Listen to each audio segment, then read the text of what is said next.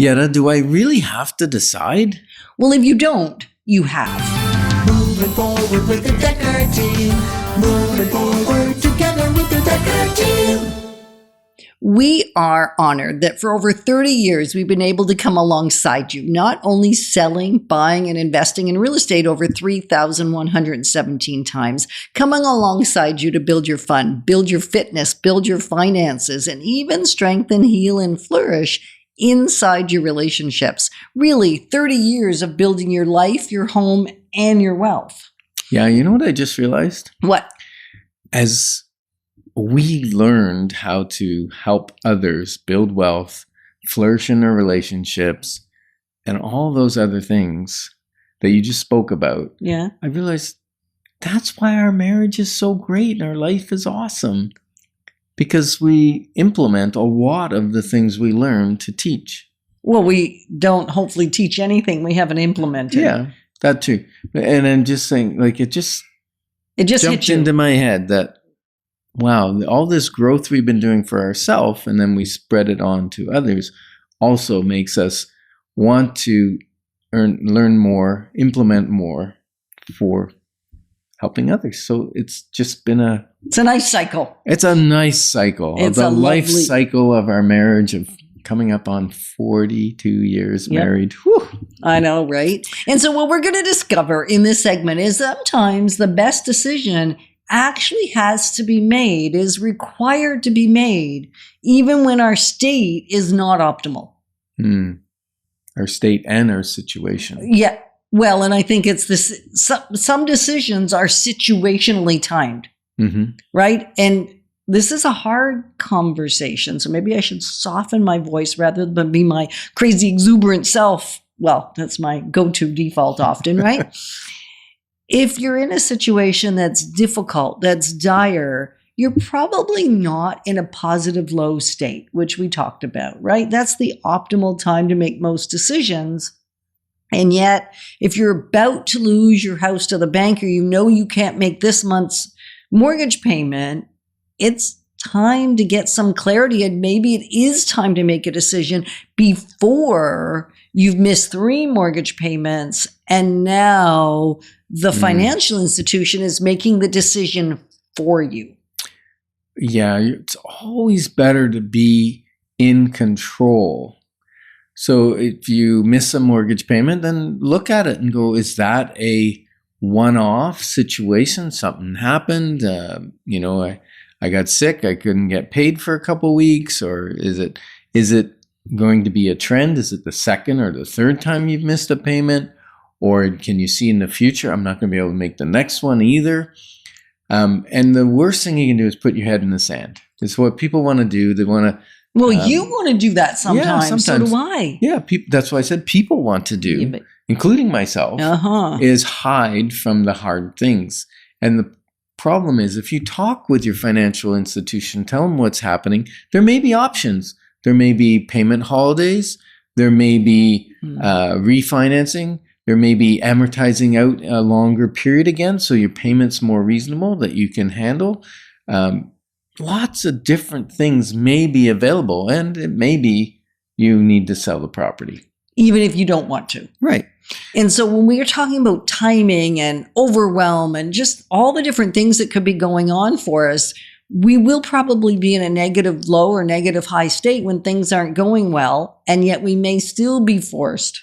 And when I say forced, it still may be wisest to make the decision right then, right there. Even if we're forced to. Before we're like literally forced to. And it may be that you haven't missed a payment yet, but you can see that the situation is getting more difficult. You may notice that your Visa balance is climbing. You used to always pay it off, and now you're not paying it off. And you're getting close to the credit limit, or worse, you're above the credit limit. And now the line of credit is over its limit and you can't pay that. And so you've been using other sources to make sure you manage to pay your mortgage payment, but you can see the writings on the wall, right? The writings on the wall. I can't keep borrowing from Peter to pay Paul. Right. And so if that's the case, we're going to say, maybe it is, even if it's difficult, the right time to make a decision. If you need a sounding board, we're going to extend that invitation to our community again, the Decker Team community. And if you listen to Life's Inside Track, you are, in my mind, part of our community. Even if we're not connecting regularly, we'd love to connect with you more. If you need a sounding board that is non-judgmental, because we've been in a lot of really nasty situations financially, relationally, physically, even spiritually. Yep. And You don't care over if the your last house is messy, your life is messy, your finances are messy. We're just there to help find some way, some path that's the best path out of that muck and mire. And, sometimes we've had people who are divorcing. Yeah. And the worst thing you can do is fight about when and how to sell the house. Because once it goes to court ordered, it's horrible for everybody. So divorce is not, God doesn't like divorce. We don't like divorce. And yet we've helped many people settle their affairs while going through a divorce. And my only recommendation is just take the high road when it comes to dividing up the assets. I'm just, Take the high road? Take the high road, Yetta. Yeah. And the high road doesn't mean give up your share. It means, let's put our differences aside. Let's get in somebody that's wise around real estate, and let's make the best decision we can in the circumstances. Right. Because the circumstances probably didn't happen overnight. They're not going to disappear overnight. But if you can see what the circumstances are going to mean down the road, let's do it before there's court costs, before there's more emotional damage and turmoil than there needs to be. Mm-hmm. And usually what's happening is when there's all that turmoil happening, because that was when we bought this house that we're sitting in right now, recording this property went down and down in value because it was a divorce situation. The people were not friendly. One was living in one side of the house, one in the other. And the property was deteriorating in condition. And when you're buying a very large property, people expect or want it in good condition. Well, and I would even go so far as to say whether it's a high-end property or a lower-end property, most people, especially today, more and more as the years have gone by that I've watched the market in the last 35 years, condition matters, right? Maintenance matter, defer maintenance, even just yicky paint costs money in terms of the value of the home. Right. Now, the other situation that not a nice situation, but it's the death of a partner.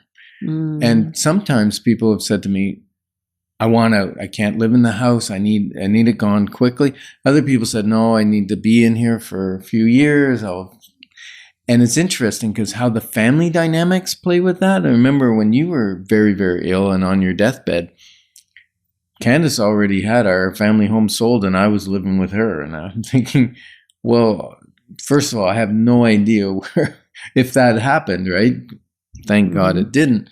If that happened, I have no idea what I would want to do. Right. And I certainly would want to take some time and pause and reflect. Right. So what we're really saying is it's not one size fits all. You can't know for someone else what the decision making has to be in a given moment. So slow it down if at all possible, and then execute on what you can see needs to happen. Yeah. So if someone needs someone to talk out difficult situation with, put us in touch. And we're grateful that you joined Life's Inside Track, because when we move forward together we got this. Moving forward with the Decker Team. Moving forward together.